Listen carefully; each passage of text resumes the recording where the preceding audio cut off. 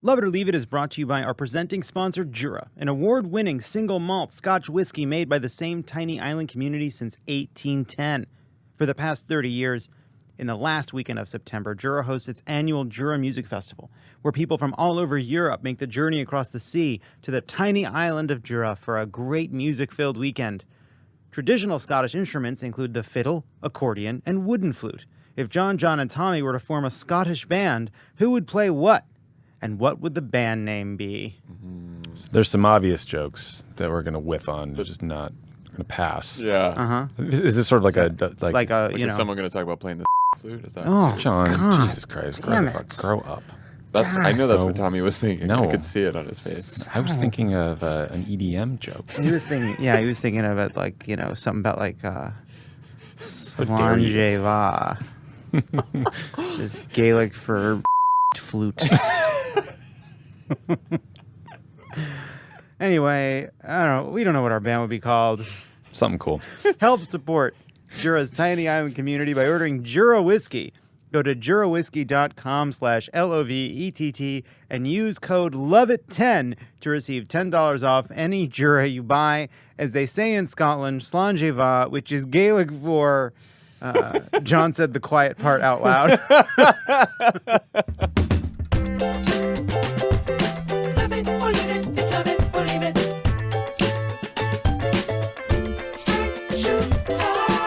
Welcome to Love It or Leave It, out of the closets, into the streets. Do you ever feel like it's hard to find a little light inside that tells you you're alright?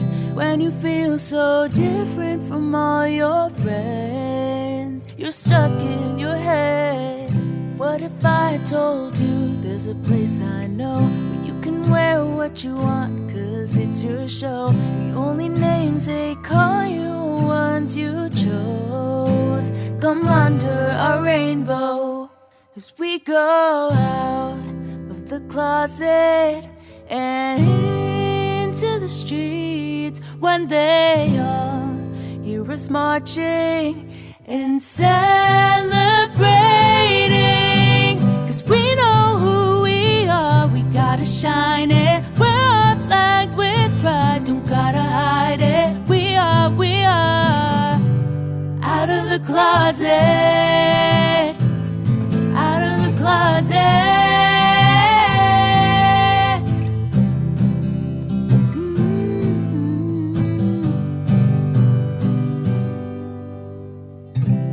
That amazing song, very sweet, very earnest, sent by July, like the month that preceded this one. If you have an Out of the Closets Into the Street song, email to us at leaveit@crooked.com.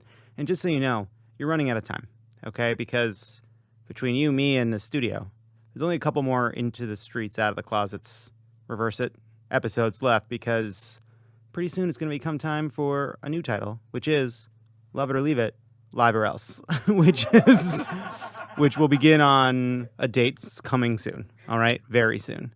Just want you to know that I named that. I did not run it by anybody, and I surprised everyone in this room with that title, and we're going with it. We need 4 more Out of the Closets themes, and then we're going to go to Live or Else, and so just start working on your Live or Else themes too, all right? Because they've been amazing. Also, 2022 is just around the corner, and in order to win elections in the face of the GOP's endless attacks on democracy, we are going to have to dig deep and work harder than ever before, and that needs to start early. Vote Save America's brand new No Off Years program will support the groups and organizers laying the groundwork in key states through remote volunteer opportunities, targeted donations, and education on what's at stake in upcoming elections. Sign up to volunteer and get involved right now at votesaveamerica.com/no off years, because we have to use 2021 to win in 2022. And we're calling all Love It or Leave It listeners. This is the last week to take the Crooked survey and share your opinions about the show. If you love it, you can tell us. If you don't, you can still tell us. And as a thank you, we are offering a 20% discount on any order from the Crooked store for everyone who fills out the survey. You can find the survey at crooked.com/survey today. Programming note, we have done like 30 or some odd Love It or Leave It's in a row. Brian, how many in a row? 31, boss. No, it's more than that. some obscene number in a row. So we're doing this show. Next week, we have an amazing show with new rants from some of our favorite guests that have been coming in to record amazing rants. And then the week after that, we're going to have a special of some of our favorite moments from the past year. The week after that, no episode for you. right? We're going dark for 1 week, and then we'll be back with live shows. On this week's show, we pay solemn tribute to a fallen pervert in Albany. Oh, no. BuzzFeed's David Mack is here to explain why gays have such dirty VCRs. Conservative radio host Brit McClintock offers a rare apology, and I can't decide if I want to talk about the climate report or the Bachelorette, so we're going to do both at the same time. But first, she is the creator and star of Showtime's Work in Progress. Please welcome Abby McEnany. Abby, thank you so much for being here. Thanks, John. It's really nice to be here. I'm very nervous. Nervous? Oh, come on. Come on. Dude. Nervous. A couple, shocking. First of all, podcast, incredibly low stakes. They are. So I wouldn't worry about that. That'd be my first thing I'd say. I don't have a second point. That's really the only thing. Oh, I was going to say, I was like, is there another point? Because I'm ready for it. I guess, you know what it was? I'll tell you. There was a second point. But honestly, I found myself, as a host, what I was going to say, my second point was going to be something like, and you're so wonderful and you're so great. But I felt like you didn't need that and you didn't even want me to do that. And nobody wanted it. You know what I mean? Right. Exactly right. Because we've never met. We've never met. You know, I'm new in this business, and boy, people tell you that. They don't fucking know me. I mean, they're going to be like, when they meet, they're like, you're a fucking trash bag. I'm like, bitch, I've been telling you this the whole time. You know what? But see, this is why I think there's no reason to be nervous. Oh, okay. You're already, honestly, you're already better than most of the guests we've had. Okay, let's circle back at the end of this thing, and you'll be like, I'd like to retract everything in the first 32 seconds. Let's get into it. All right. What a week. I mean, this week, Fox News' Peter Doocy questioned White House Press Secretary Jen Psaki about Biden's contributions to vaccine hesitancy when he said not to trust Donald Trump, to which Psaki responded, the former president was also suggesting people inject versions of poison into their veins to cure COVID. And that's called, Abby. Fun stuff? It's called dropping the Doocy. Oh, no. Oh, my God.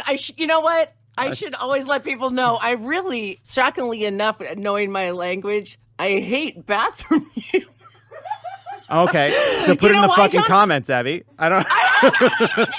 No, first of all, but you know what? The way you do it was a hugely classy act. Oh my! See, that was more diss on me than you, John. See, you want to start again? I'm sorry. I'm fucking up. We're not starting again. I'm not doing this again. We did the intro. We're not going to be able to capture this again. This energy is a one-time thing.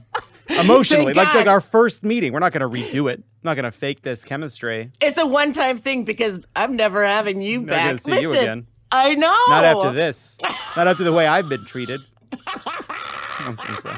I think we're... Wait, I'm having a Honestly, I'm glad you're bringing this energy. I'm in a really strange... So, just so you know... tell me everything. Just so you know, we're recording a bunch of stuff today. Okay. And this is, I believe, our 33rd episode in a row, right? I don't believe we missed one in 33 weeks. Brian, do you have the exact number? Of course you don't. Fucking lazy piece of shit. But Hey, Brian, you and I have a lot in common. Don't know who you are, but yeah. Lazy piece of shit, that's my niche.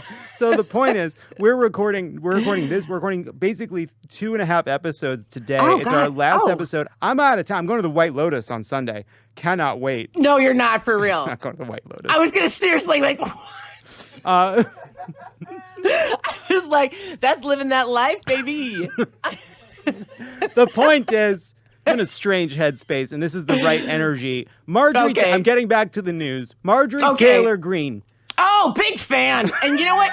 She's a fan of me. Oh, is she? Oh, she loves, yeah. She's a huge... You know, I represent everything she loves about our freedoms. She seems like a huge Showtime person. Oh, my God, yeah. She loves big, fat, masculine dykes.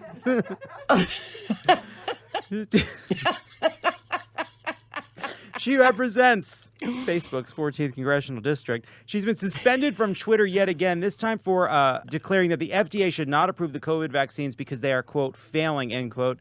Speaking of people we only know about because our society is broken, Chet Hanks. Oh, my God. The rapper, artist, chameleon. I'm doing quote marks for you. When you go back to rapper, artist, I'm going, okay, quote marks. I tried to put the quote marks with my intonation. I was trying You know what you did? And I'm a piece of shit. See, I told you this from the beginning. God, I'll stop interrupting. That's a bullshit lie. Okay, continue. Rapper, artist, son of America's sweetheart. Anyway, he did. Stop the quote fingers.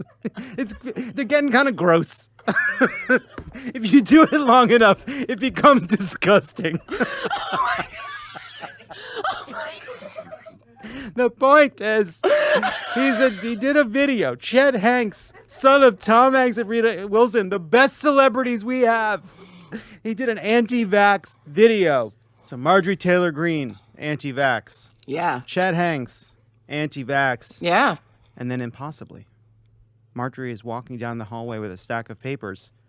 They're printed out word jumbles. And Chet, he's coming down the same hallway on the phone. He's in a big record deal negotiation with someone who is not in the record business. He's drinking a hot coffee. They're both distracted. They smash into each other. Yeah. Words are exchanged. Yeah. And then they both realize we're both heading to the same green room to do a segment on Hannity, and the producers accidentally double booked us. You leave, says the failed rapper, most famous for pretending to speak with various accents. No, you leave, says the crank who found out about the Holocaust as an adult. But there was something between them. Yeah. Yeah. A feeling. Yeah. And let's just say, it was a spark that could melt steel beams.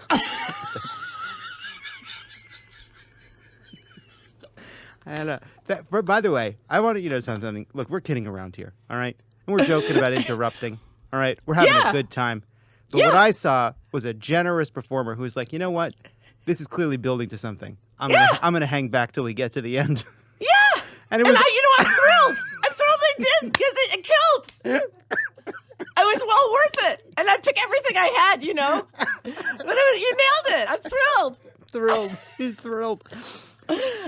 Oh my God. I thought you were setting up like a meet cute for like the worst pilot ever. Yep, which you are. And, yep. Yeah. Or maybe you know what? Let's make it a made-for-TV movie. Yeah, let's get it on Netflix. Netflix is saving rom-com, you know? Oh my God, yeah. It's saving something. So I don't know what that means. Yep. Put it in the comments, Abby. On Monday. Oh gosh. No, moving back.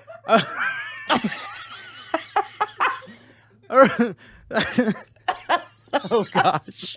On Monday, Andrew Cuomo's former assistant, Brittany Commisso, sat down with CBS this morning to discuss her allegations of sexual harassment, calling out Cuomo's claim that he's just affectionate with everyone. Commisso said these were not hugs that he would give his mother or his brother, which I guess means his mother and brother didn't get the fucking promotion. You know what I mean?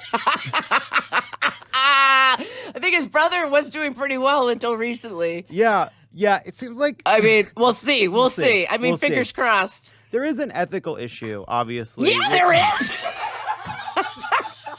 I love that you looked up and like, you know what? One thing is, I'm pretty sure there's an ethical issue here. There is. Mm-hmm. That's it. I'll leave it there. No. There's the second part that nobody needs.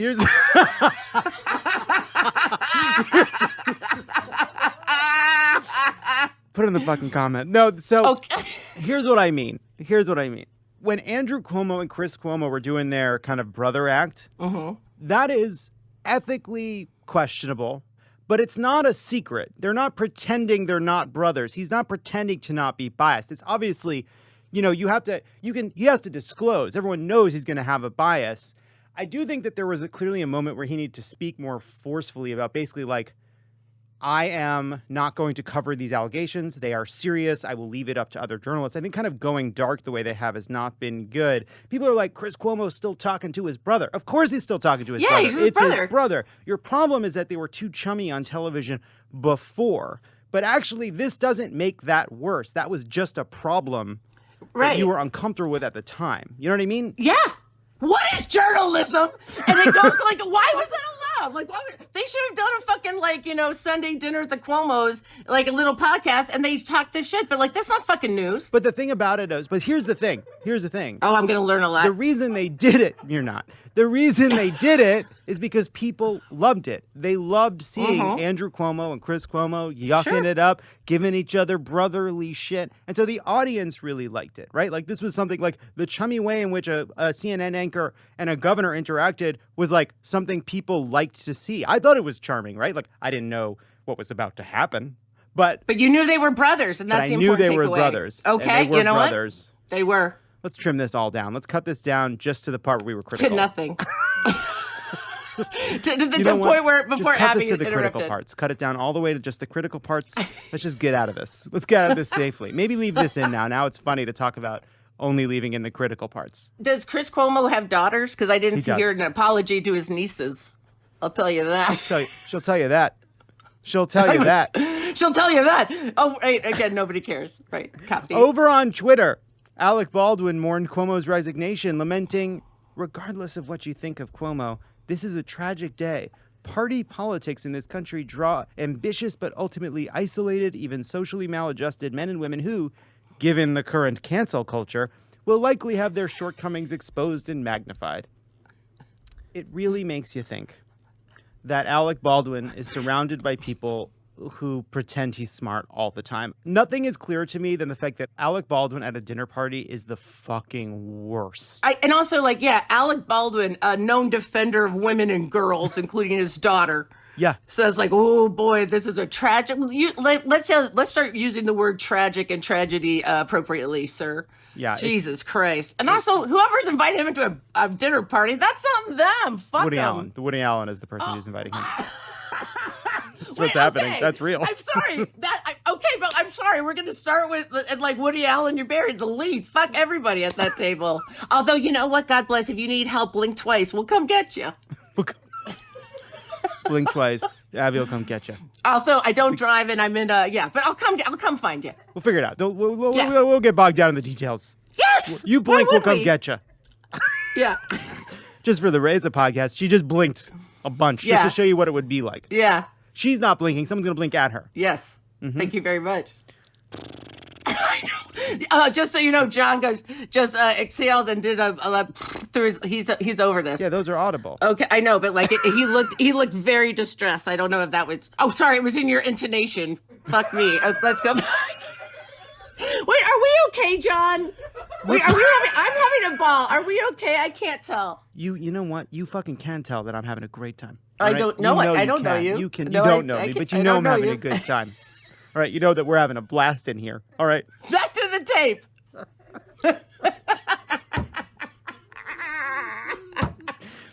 Anyway, climate change. Oh, yeah. Big report. Back to more fun stuff. Yeah. From the United Nations dropped this week, issuing a, quote, code red for humanity, end quote, and sounding a death knell for coal and fossil fuel, which is driving global warming. You call that a death knell, said ExxonMobil's CEO, a demon riding a horse through a field of bones. That's all I have for that. That's all you need. That was killer, baby. Yeah, call that a death knell? Oh, shit. Hey, you know what? That can be our meet cute pilot. Death Knell. It's called Death Knell. It's called Death Knell. It only lasts one ep. It's about, her name is Nell. Death Knell. Death Knell. Oh, Jodie Foster. Yes. The film Nell is worth a national conversation. I would like a season of American Crime Story by Ryan Murphy to focus on the creation of Nell and the decisions that went into the making of that film. Because it is an extraordinary text from a fascinating time in American history, the 1990s. The seriousness with which they approached this film, Liam Neeson, Jodie Foster, the accent, the science of Nell. Yeah. That's it. That's all I have. Oh, okay. See, I love it. And also, I have to say, truth be told, I never saw it. However, I did say Little Man Tate. Little Man Tate. Little Man Tate. I remember Little Man Tate. I saw that in the theater with my mom, and I was fucking crying like a bitch. Melancholy for me. Yeah. And at the end, my mom was like, "Well, I guess that kind of hit some stuff." I was like, "I guess so, Mom." Yeah. Did you always feel like a tiny little genius? First of all, I never felt tiny or little, and never felt like a genius. I don't know. I think it was just like isolated kids, like kids that don't feel. Yeah. Matilda, you know. Never saw it, but yes. I'm way older than you. It's a Roald Dahl book. I know. I thought you meant the movie. I did mean the movie, fuck. Also, yeah, okay, you know what? You son of a... I mean... The climate. It's bad. It's bad. It's bad. However, we're in trouble. We are in trouble. We're in trubs, yes. The report says there is still a window of opportunity during which we can reduce emissions and avoid the worst outcomes. We just have to do one thing, which is more than anything we've ever done in human history. Just one thing, which is just more than we've ever done before. That's all it takes. And Abby, I don't know how many times I'm going to have to say this until it's taken as American policy.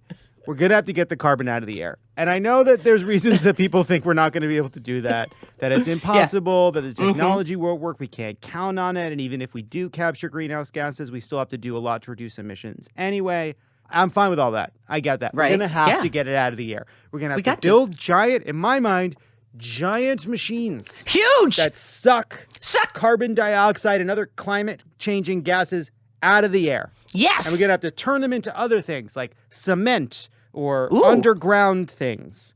Just underground things. And, yes. And one thing that I have learned, there's no environmental problem you can't solve by hiding it underground.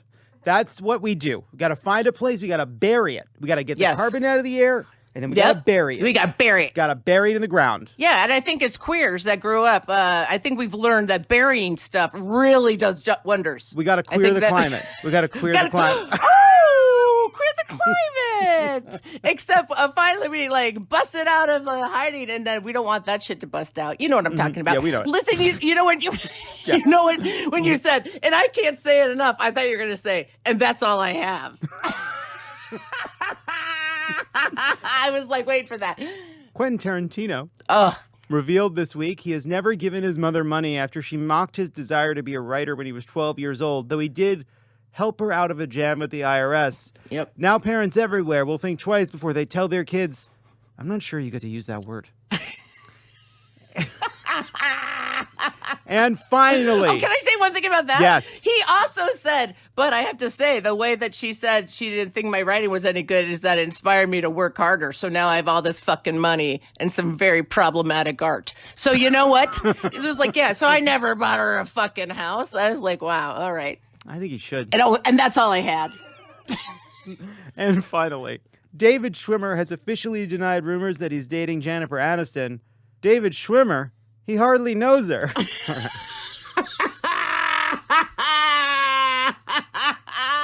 Buddy, I was there the whole time, and I'm thrilled.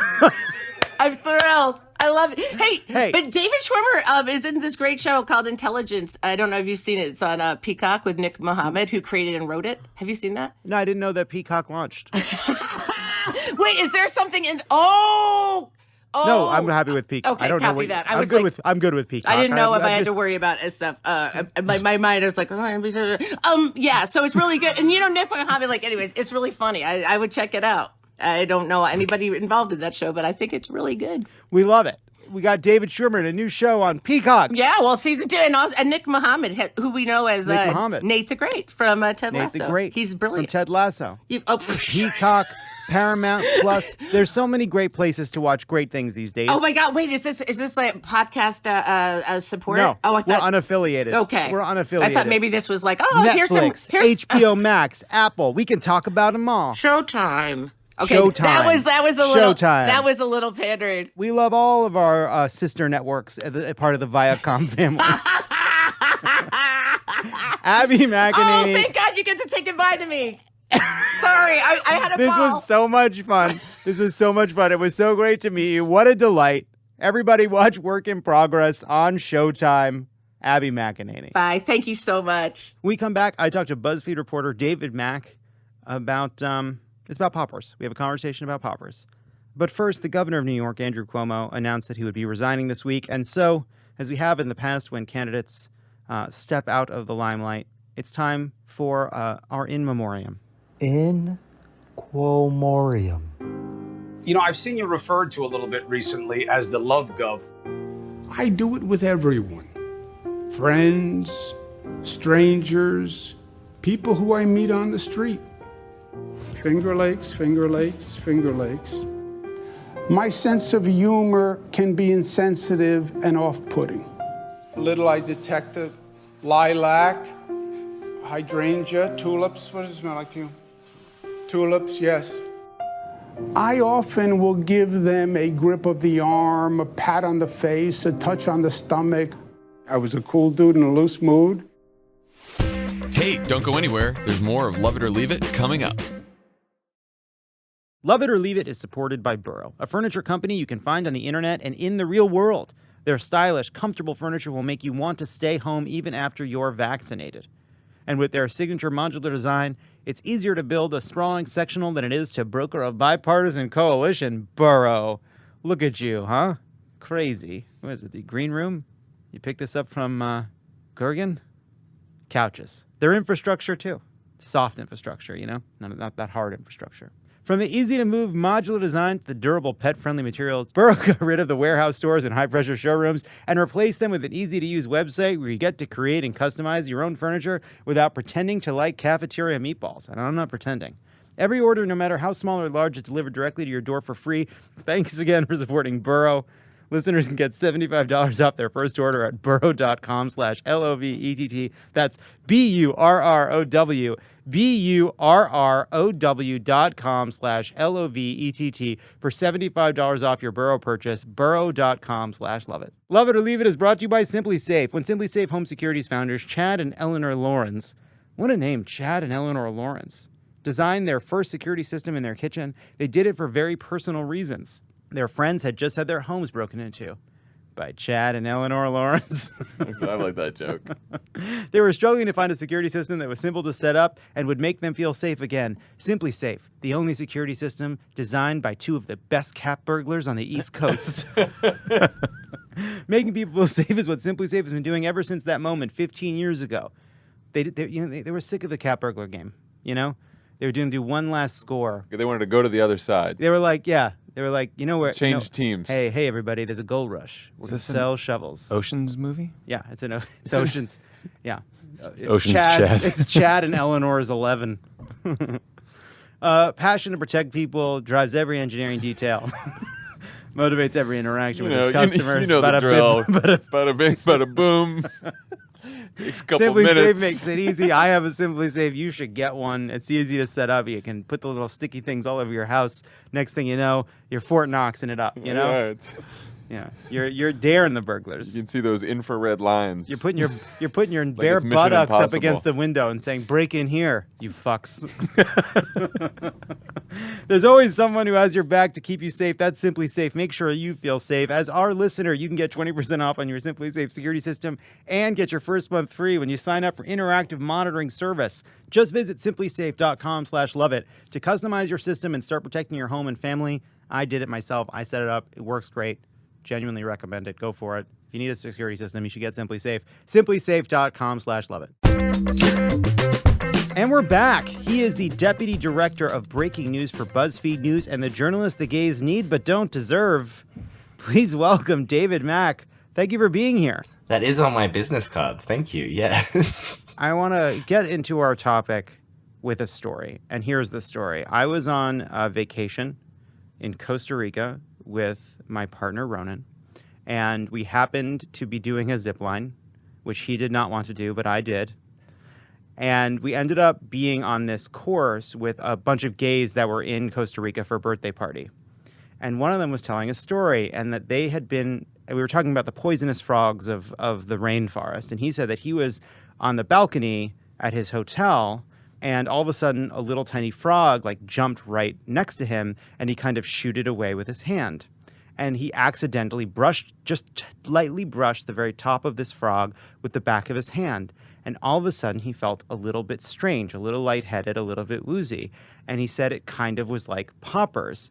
And then one of his friends said, "Oh, that's awesome. I'm going to get one of those frogs and bring it home with me and put it in the drawer next to my bed.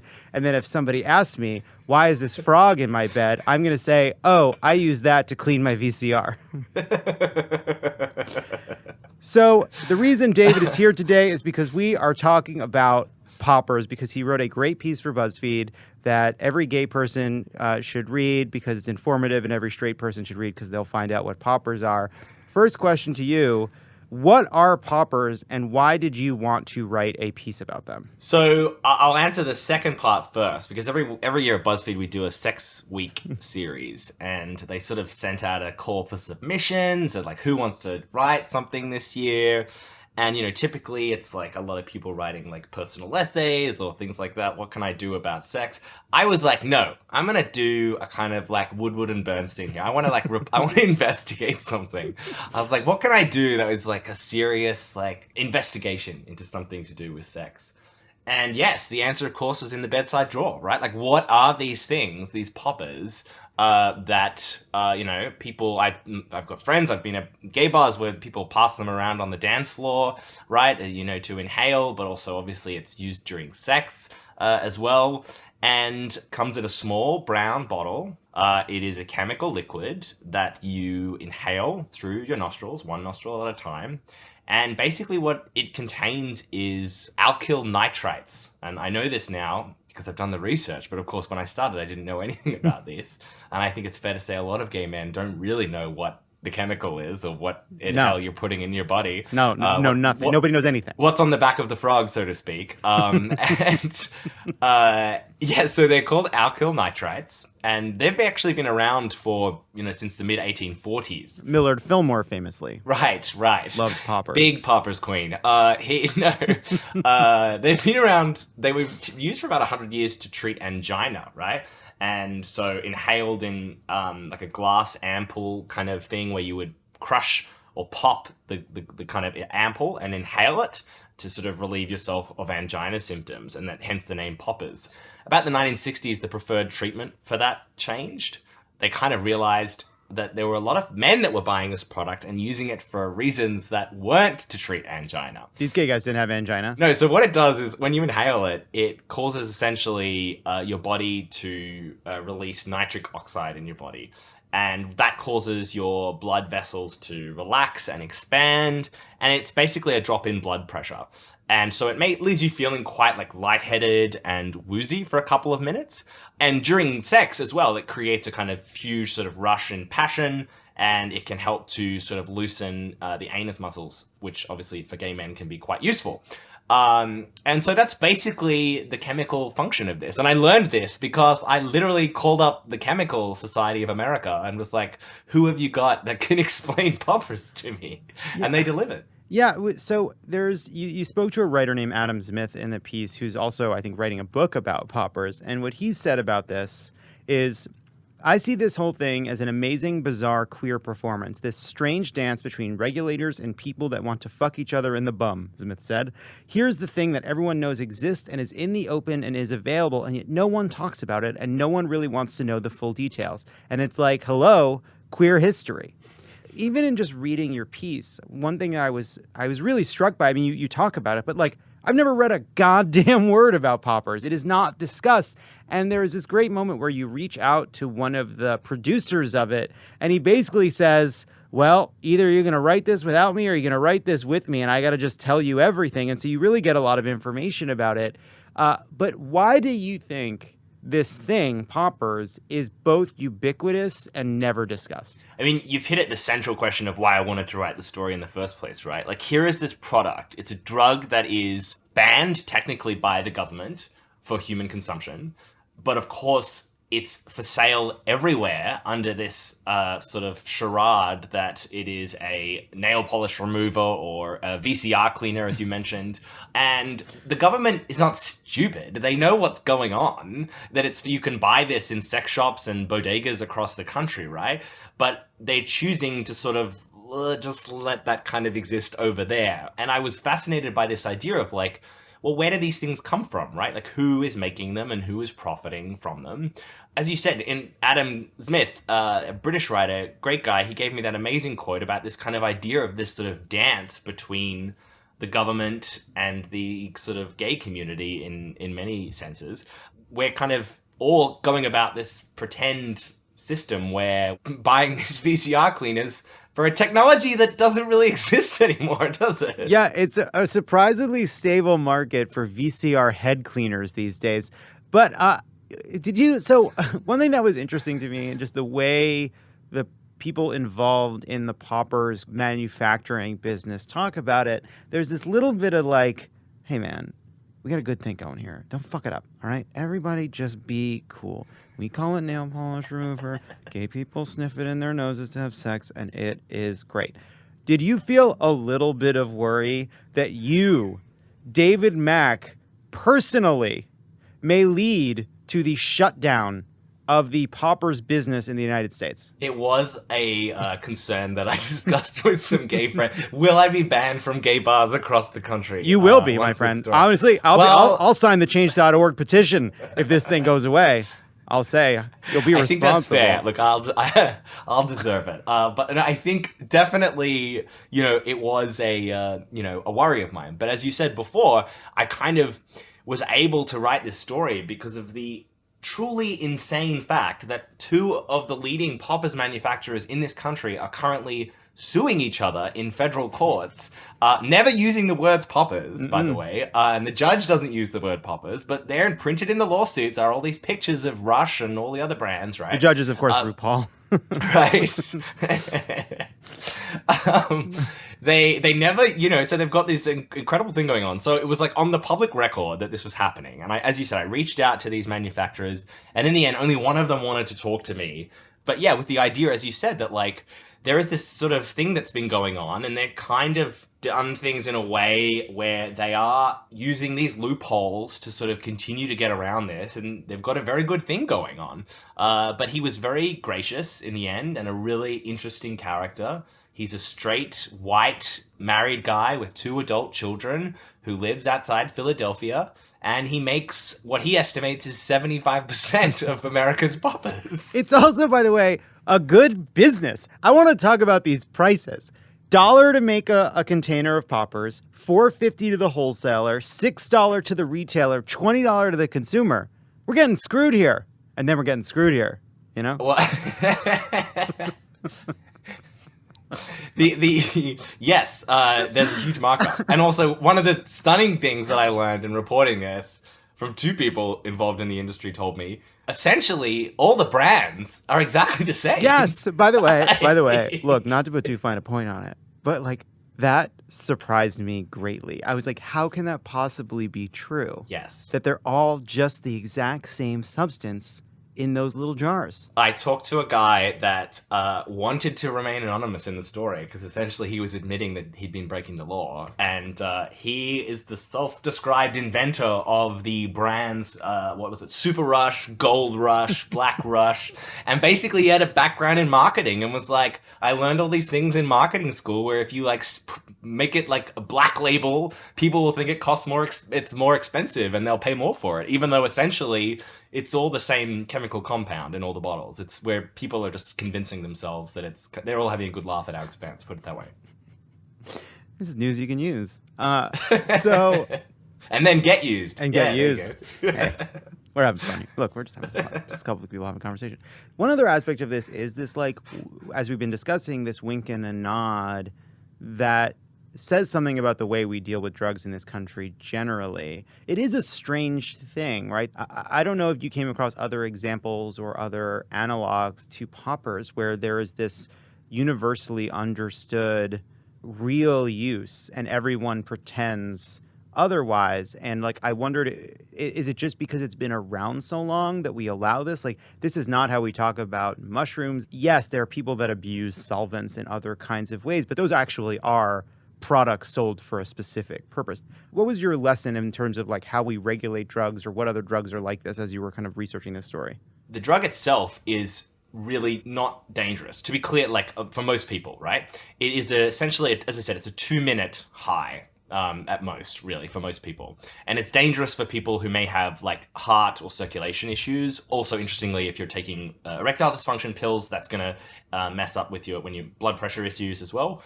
The deaths mostly that occur with poppers are when people are accidentally usually drinking them by mistake. Maybe they're messed up at a club or at a bar or something and get handed something and think it's a 5-hour energy drink or something, right? And that can kill you. Yeah. Those are the rare deaths with poppers. But as you say, there are drugs in this country that are legal that cause tens of thousands of deaths every year in this country. Yeah. One of the original sort of king of poppers makers back in the 70s was sort of proudly talking about how he was making the third legal hedonistic product in America after tobacco and alcohol. The difference here is obviously this is hugely relevant to one community, right? A marginalized community. The reason why poppers is subject to a federal ban, two of the particular compounds, is because it was originally done as a way of protecting the gay community. Because this came about in the 80s when the AIDS crisis hit, poppers were one of the key suspects within the gay community for what might be causing AIDS. No one knew initially what was causing HIV, what was causing AIDS. And a lot of people, there was a big movement. They were perhaps carcinogenic, that they were perhaps lowering the immune system. The ban was passed in 1990 after a lot of lobbying from the gay community to do something about this drug. Of course, we know that's not true now, but it's still subject to this ban. And I think any severe crackdown on poppers now, and part of the reason why in the end I wasn't too afraid to write this story, is because I don't think realistically any government has it in them to pick this battle with what is a hugely still a marginalized community, but also a very politically influential community.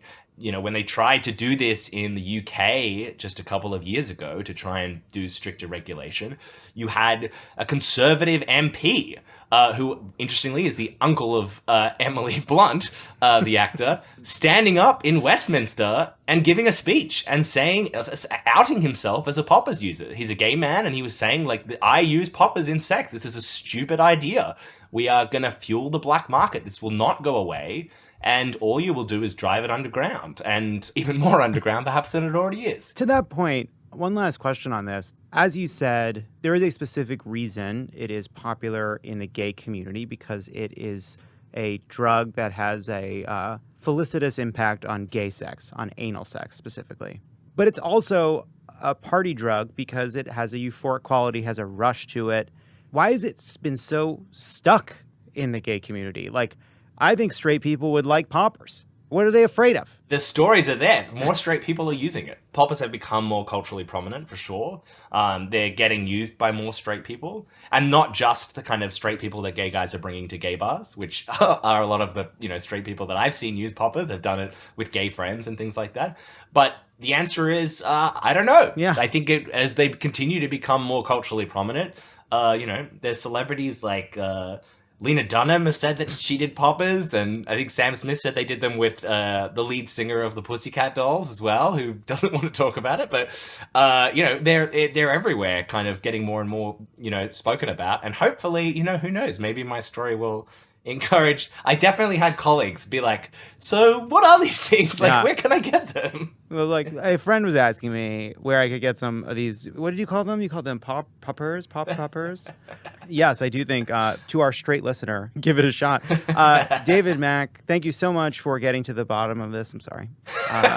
And it's a really great story. And it's a fascinating topic because it is this queer story about a queer product that is popular in a very queer way. So thank you so much for being here. And when we come back, conservative firebrand Brit McClintock is here to publicly voice her regrets for spreading vaccine misinformation.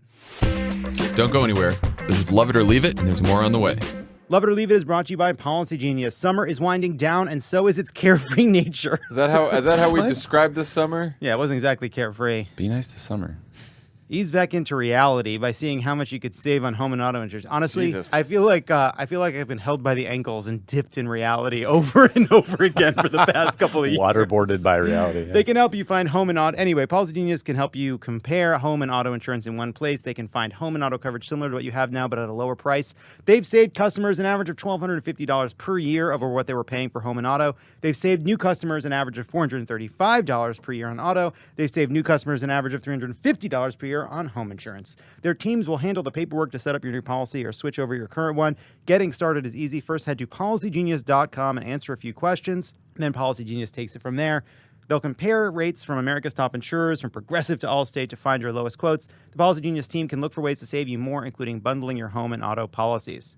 If they find a better rate than what you're paying now, they'll switch you over for free. Their top-notch service earned Policy Genius thousands of 5-star reviews across Trustpilot and Google. Head to policygenius.com to get started right now. Policy Genius.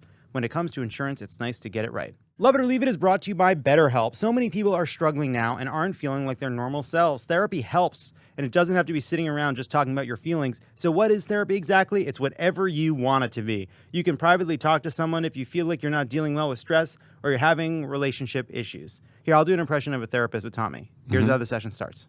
Hi. Hey. How are you? How's it going? I'm doing fine. How's your week? Which one am I? You're getting therapy from me. Oh. So you take the feelings and you stuff them down, and then you berate yourself when they come up. Say more about that. That's how this works. The point is, don't be ashamed of normal human struggles. Start feeling better because you deserve to be happy. And now you don't have to worry about finding an in-person therapist near you to help, which has been Tommy's excuse for a long time. No therapist in New England, turns out. They all left. They all fled. John Kerry drove them out. BetterHelp is customized online therapy that offers video, phone, and even live chat sessions with your therapist, so you don't have to see anyone on camera if you don't want to. Well, we just cut something, but just so you know, it was getting therapy after an incident. That's what it was. But we cut it, so just you can know that, and we'll leave it there. The point is, everybody from famous Boston families to ordinary schmoes like us, everybody needs therapy. It's more affordable than in-person therapy, and you can start communicating with your therapist in under 48 hours. Join the millions of people who are seeing what therapy is really about. See if it's for you, because you are your greatest asset. This podcast is sponsored by BetterHelp, and Love It or Leave It listeners get 10% off their first month at betterhelp.com/loveit, betterhelp.com/loveit, betterhelp.com/loveit. Love It or Leave It is brought to you by Tommy John. Apollo is Tommy John's newest and most advanced men's underwear yet, with a performance-grade dry-release fabric blend that is exclusive to Tommy John. It's Tommy John's latest comfort innovation, and you can't get it anywhere else. This shit wicks. Keeps your balls dry. Yeah, wow. sure. That Tommy just ad-libbed that one. Yeah, well. That's why Tommy John doesn't have customers. They have fanatics. Apollo's men's underwear is proven to keep you drier and up to 7 degrees cooler than regular cotton underwear. Apollo underwear is soft, supportive, stretches for the perfect fit every day, and is available up to size 4XL. Yeah, it is. With over 15 million pairs sold, men across America love Tommy John underwear because there's no more flopping, sticking, or chafing. Tommy John is very comfortable, and it's the best underwear, and you should get a bunch of pairs. And they should be your new underwear. And you'd be like, oh, I'm glad I switched. The thing about Tommy John, too, is they have different lengths. So you can have your, there's 2 lengths of boxer briefs. They have trunks. They have square cut. You know, it's like how, you can have brief, it goes all the way down. How much of your leg do you want? How much you want to out there in the world? Good for all donk sizes. Yeah, sure. It's a separate matter. Oh. Separate matter. You're Because saying thigh length. you can have long boxer briefs but be extra medium, Right. If that's your vibe. Anyway. 20% off your first order at TommyJohn.com/loveit. TommyJohn.com/loveit for 20% off. TommyJohn.com/LOVETT. See site for details. And we're back. In the past few weeks, more and more conservative pundits have finally gotten on board the COVID vaccination train. Unfortunately, they caught the COVID vaccine train after the Delta variant forced countless others to catch the COVID refrigerated truck. One group of people that have become advocates for the vaccine, right-wing figures who didn't believe the virus was real and denied the need for vaccination until they learned the truth the hard way, either first or second hand. Now they're urging their followers to get vaccinated before they too end up hospitalized. Joining us now is one of these former anti-vaxxers, radio host Brit McClintock, who recently battled the virus and who now has an important message: get vaccinated. Brit, thank you so much for joining us today. I'm so glad you're feeling better. Oh, me too, John. Thank you so much for having me. I will be the first to admit that I've spent the last 10 months attacking every doctor, politician, and child of mine who wanted to cram the vaccine down my throat like a Capri Sun straw, because that's my throat. That's my God-given throat, and I should be the only one cramming a Capri Sun straw down into it. But you know what hurts worse than trying to cram a Capri Sun straw around your throat but never quite in your throat? COVID-19. Oh, okay. COVID-19. Wow. It hurt, John. It hurt a lot. And I will say that fighting COVID-19 was a real wake-up call for me and my family and the several people at church who are high risk that I also infected with COVID-19. So, if you're listening to this, please forget the stuff I said 3 hours a day, 5 days a week for a full 17 months about, how the pandemic was created by, I don't know, Nancy Pelosi in the same lab that made flubber, and get the vaccine. Thank you, Brit. Let me just say thank you. It is heartening to hear someone willing to change their mind. I just wish you hadn't needed to go through something so horrible firsthand to change your mind. Yeah, no, that's fair enough, buddy.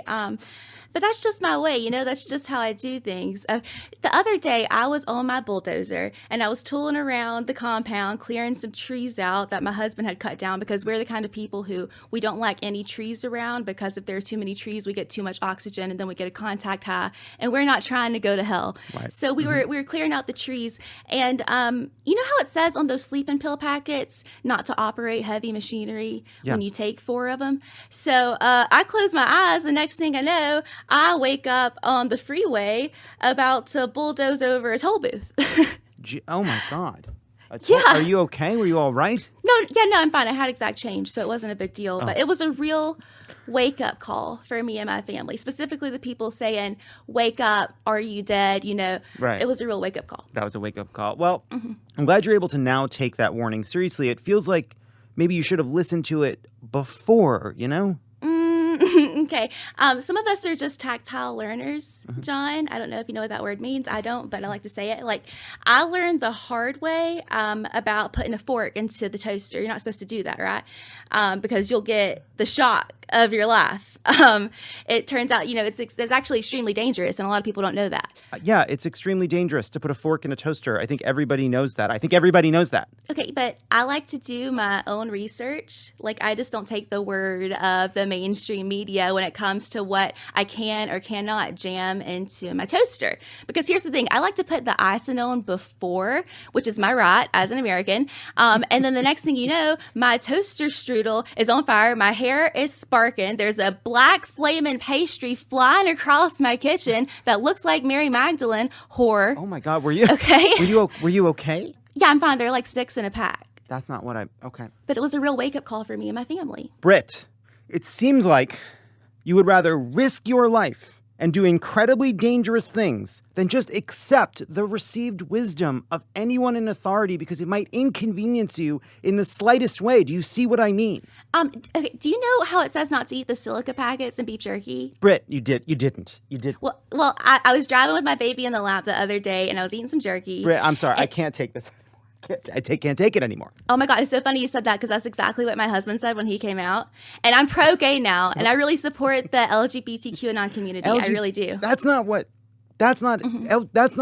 I can't. Brit McClintock, everybody. We got to get her out of here. One more thing. Trans people are still fake, and landlord lives matter. Oh my God. Get out of here. Brit McClintock, everybody. She doesn't believe things are real until they happen to her. They're not. Thank you so much to Brit for being here. When we come back, we talk about the climate report and the Bachelorette at the exact same time. And we're back. After 8 long years of compiling and interpreting the most up-to-date data, the Intergovernmental Panel on Climate Change released their latest report, and it's a barn burner. As in, all the barns will burn. Look, if you're like me, climate change is a lot like a bunch of old emails you forgot to respond to. Even when you're not thinking about it, it hangs over you a little bit all the time. So you try to distract yourself with blissfully mind-numbing reality TV. So we thought, why not do that in real time? Here to talk about both the climate change report from the IPCC and the Bachelorette, we have climate expert Molly Taft and the Bachelorette expert Ali Barthwell. Molly and Ali, thank you so much for being here. Thanks so much for having us. Thanks for having us. Both important topics. Molly, I'm going to start with you. What surprised you most about this IPCC report? If you've been paying attention or reporting on this stuff for the last, however many years since the last report, it's not particularly surprising. That said, seeing it laid out really sucks. This is hard to hear. It's the worst. Oh no! I'm so sorry. I am like the world's worst party guest because this stuff sucks. I think for me, what was really hard to hear was that when the world got together for the Paris Agreement, they said if we could keep warming under 1.5 degrees Celsius since the 19th century, that we need to make that happen. That's already, we're going to see massive changes with that warming, but we absolutely have to keep under 1.5. This new report is well, folks, no matter what we do, we're going to reach 1.5 by the 2040s, which is far sooner than I would like to see it. But basically, that's what's going to happen regardless of what we do. And that's going to mean really, really terrible things. And Ali, I'm sorry, I can't take any more of it. Ali. Yeah. Could you believe when Katie came for Greg like that and on television? You know what? I actually can believe that Katie came for Greg like that. This entire season, Katie has been more concerned about doing the Bachelorette right than actually being open and vulnerable. And she had someone in front of her who was feeling emotional. He had a shame hangover because he had expressed a feeling on television. And most straight men are not want to do that. And she looked at it and said, you know what? This is my girl power moment. I've been playing Olivia Rodrigo backstage, and all my girlfriends are forwarding me links from Reddit. So let's talk about your acting career, which no one knew about. This was not a thing that was part of the show. Molly, back over to you. I just want to point out, first of all, that Katie, when she had her Seattle date with Greg what's a couple going on? episodes ago, they pulled out a rain machine. Do you know where they were filming? New Mexico. Do you know about the super drought that the West is facing right now? It is epic. It is historic. Water is going to become a scarce resource. You know what else they did? In the season finale, they had a giant effigy of Zozobra, a New Mexico tradition where they set a giant effigy on fire and they burned their fears and anxieties that they had written on paper. And the entire time I'm watching it, this resort is going up in flames. Let me tell you, Molly, this whole thing is going up. Molly, the report makes clear that it is going to be hard for us to avoid hitting 1.5 degrees of warming, but that is not some magical line over which things are bad and before which things are okay. The report also says that if we do hit some of the targets that we have already set, we will keep the number below 2 degrees. Do you see that as the kind of mission out of this report? Basically, if we hit some of the targets we've already set, we may keep it below 2. We need to do more to keep it below 1.5. Yeah, I actually think, and here's a fun little twist, is there is some positivity in this report if you look super hard and you understand what we're trying to do. There is actually a call to action in this report, which is they say it's not still too late to stave off the worst impacts. And in fact, the real hope is that if we do everything right, by the time we hit 1.5, we may have developed enough technologies to help kick in global cooling and techniques to sort of pull some of this carbon out of the atmosphere. The thing is, it's going to be one of the hardest things humanity has probably ever done, but we know what to do. We basically need to stop all fossil fuel use very, very soon. We need to stop all new fossil fuel exploration by next year, which is quite a feat. And we need to start a massive decarbonization and electrification effort and transition to renewable energy. So, just really casual stuff, but there is hope. We do know how to fix this. It's just going to be really hard. We are going to blow through some of those objectives, right? ExxonMobil's stock price is based on the assumption that we're not going to do what you just said. Yeah. And so it does seem like we're going to need to rely on technologies that don't yet exist. My view, as obviously a famous scientist, is that we're going to have to figure out how to get this stuff out of the air. We're going to have to build new technologies that removes carbon from the air. And then I hear climate scientists who are obviously less renowned than me saying that that's going to be very difficult and not something we can rely on. Where are you on carbon capture? Oh, yeah. Interesting topic. With all due respect to your expertise, John, I think that theoretically, carbon capture is a yes and situation. We've got a lot of folks right now who are very excited about it. Bill Gates notably has sort of done this talking tour of how it's the answer. But often paired with that attitude is this sort of approach that we're never going to meet these targets, so we need this technology instead. The answer needs to be we need to develop those technologies, but also we need to get our ass in gear to stop using fossil fuels, period. We're just not going to be able to do it otherwise. I think that decarbonizing the economy needs to go hand in hand with developing these sorts of technologies. Tech is great, but it can only do so much. That was so heavy. Ali, do you miss Chris Harrison? No. No. Chris Harrison is a sentient pair of LL Bean heritage chinos with a flat front that has decided that he is capable and emotionally intelligent enough to guide the franchise when the majority of what he can do is look at someone, say what is happening, and then announce what will happen next.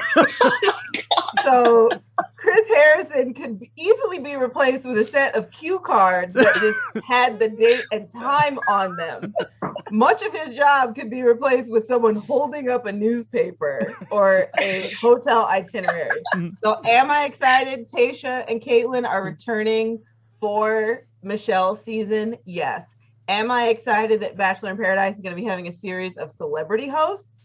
We will see, because I don't know if David Spade and Lil Jon really capture the energy of the Bachelor cinematic. Let me ask you this. Would love a follow-up on all of that. Let me ask you this. New topic. Mm-hmm. I've come to learn that there's going to be some sort of Bachelor for seniors. Yes. Sort of silver Bachelor. Yes. Incredible. Are you excited about this? Every time that they have had someone that's literally over the age of 29 on the show, it's been a better season. So the fact that there might be like people in their mid to late 60s really sounds like a treat.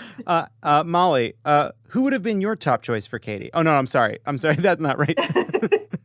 The one who didn't do a rain machine, John. Okay, That would be my top choice. So so that's Blake or Justin. Where are we landing? Yeah. Blake or Justin? I mean, Justin was very handsome, but, they're both a little bit like sentient Bumble profiles. So at this point, I have no comment. Molly. Yeah, they're an algorithm sent to us by Tinder. Absolutely. Lost control. And that's great. Molly. Yes. As you pointed out, the report indicates that getting to net zero will take unprecedented global cooperation. That feels very daunting, but at the same time, like, we have seen countries working together and setting ambitious targets. Not ambitious enough, but the U.S., we have exited and re-entered the Paris Climate Accords. We have. What does the level of cooperation we need look like compared to what we're seeing right now? I think what we're seeing right now is preschool learning to share blocks, and we need to go up to like a master's degree in like international relations. We really need to ramp it up. Countries have notoriously not been very good at hammering out the details of these sorts of things. We also kind of just need to get our own shit in order in the US first before we even kind of try to come to other countries and set examples. With this infrastructure bill that just passed, for instance, the stuff that got taken out in the bipartisan compromise was really, again, kind of kindergarten level stuff to start really getting our ass in gear to decarbonize. And the result is, it's definitely not enough. So I love the optimism, but that's kind of not my jam. I really, we need to see a lot more. And I am looking forward to, in a dark sense, what happens at the Glasgow climate talks this year, because I'm not really sure what's going to happen. Ali. Yes. How will climate change affect the future of The Bachelor, specifically Bachelor in Paradise, which in the trailer for the new season shows the contestants enduring a tropical storm? I mean, there has been rain before. There had been sort of a gloomy day, but I think contestants, they have to spend a lot of time before they go on the season getting their eyebrows tattooed on, getting eyeliner tattooed on. This is a real thing that people do because they're on a beach with no hair and they have to do their own hair and makeup, so they get their face like tattooed on. A lot of the women have talked about, they're like, I get my eyeliner tattooed on, or I get like lip liner tattooed on, so I will not melt off. That's cool. We're probably going to see a lot of innovative beauty techniques to look your best while gale force winds are whipping at your face during a proposal. They may have to go to a resort that has walls, because famously the resort is like an open air bacchanal palace where everyone sleeps on bunk beds, and there's like one room with air conditioning where you're allowed to go and have sex. So I think they'll have to reinvest in like walls so that we could really see some strong infrastructure necessary at Bachelor in Paradise. Final question for both of you. What can The Bachelorette do to solve climate change? Ali, we'll start with you. Well, I mean, we've seen in these COVID seasons that they've been doing at these resorts. They're at one location. They're not jet setting around the globe to 3 or 4 global destinations. We're not going from Sioux Falls, South Dakota to Tahiti to Paris to back to Bali. So I think they can stay in one place. They can avoid any symbolic effigies that will be burned to shed relationship stress, to maybe not encourage wildfires. And then again, I'm really excited to see what sustainable, reusable makeup products and gowns we're going to see going forward. Yeah, that makes a lot of sense. Thank you. Thank you. Molly, same question to you. What can the Bachelorette do to solve climate change? You know, Ali hit it right on the head. And I would just like to add, in 2014, after Governor Jerry Brown announced the first devastating drought in California, an episode aired with Juan Pablo and then contestant, future Bachelorette Claire Crawley, where they unleashed hundreds of thousands of tons of fake snow, or no, real snow, on an LA set to transform it into a winter wonderland. So in the Bachelor world, dates are extravagant, and they often mean environmental extravagance. I would like to propose to the producers that straight people can be totally messy without you doing all that shit. Just put them on an island, put them in a room, for God's sake. They'll do the work, stop wasting water, stop going to all these places. They'll make the mess themselves. And that, I think that's how they can address it. And it was called Bachelor Winter Games, and it was a true goddamn delight. It was a Winter Olympics themed Bachelor spinoff where they took people from all the international seasons, put them in a house. They occasionally took them skiing or snowboarding, and it was a fucking treat. And there have been relationships that have lasted the test of time out of Bachelor Winter Games. A lesson there for all of us, I suppose. Molly Taft, Ali Barthwell, thank you both so much. When we come back, we'll end on a high note. And we're back because we all need it this week. Here it is, the high note. Hi, Lovett. This is John from California. My high point is that after burning out at the end of the 2020 school year and taking a gap year, sort of, working part-time during the pandemic, I am once again a classroom teacher. I just finished my first day at my new school, teaching 7th and 8th graders. We're all masking and everything, but the fact that the kids are being good about it and the staff is being good about it and everything really kind of gives me some hope looking forward to the rest of hopefully winding down this pandemic, getting back to normal, because finding really quickly how much I miss the real classroom and how much I fucking hate Zoom. So, thanks, Lovett. Keep up this awesome show. I'll keep listening to it. Bye. Hey, Lovett. This is Liz from Lancaster, Pennsylvania. Here's my high note for the week. We are opening our show in 2 weeks, so this is literally a high note. For me, I haven't performed in over 6 years, and I'm excited to be in a musical now that most people are vaccinated and people are getting better in our area. Thank you so much. I love all the pods, and hope you're well. Bye. Hey, Lovett. This is Sharon calling from Arizona. My high note for this week was prompted by something that was less than ideal. My 11-year-old daughter was sick for a couple of days. Thankfully, it was not COVID, and she's feeling better now. But while she was under the weather, my 8-year-old son just doted on her constantly and even stayed up late one night drawing her the most adorable card. And in it, he wrote a poem that said the following. Says, "You will be the one to guide the way for everyone. You are the star that shines so bright. You have the keys to a wonderful world. Feel better soon." As a parent, the hardest thing about this pandemic has been having to watch my kids miss out on so many things. But this was just a great reminder that they've really gained an amazing relationship with each other over the last year and a half. They've made us so proud with how resilient and responsible and mature they've been about doing the right thing. You know, more so than a lot of adults have been, to be honest. So shout out to all the parents out there who are raising a bunch of amazing kids during this crazy time. They are all the stars that shine bright and very much are the light that gives me hope during these crazy times. Thanks for all that you guys do. Hi, Lovett. This is Leah. I'm calling from Raleigh, North Carolina with my high note for the week. And I'm so happy to report that my brother-in-law has decided, after months of saying he would never get vaccinated, He has decided to get his first vaccine dose today. We are really glad that we didn't give up and that we continue to try to coax him, although if you ask him, he came up with this idea on his own. Whatever it takes, but it's just really nice to get that last family member vaccinated. So anyways, thanks for all that you do. Bye. Thank you so much to everybody who called in. If you want to leave us a message about something that gave you hope, you can call us at 213-262-4427. Thank you to Abby McEnany, David Mack, Molly Taft, Ali Barthwell, and Blaire Eskrine, a.k.a. Brit McClintock. Never eat the silica packet. There are 451 days until the 2022 midterm elections. Have a great weekend.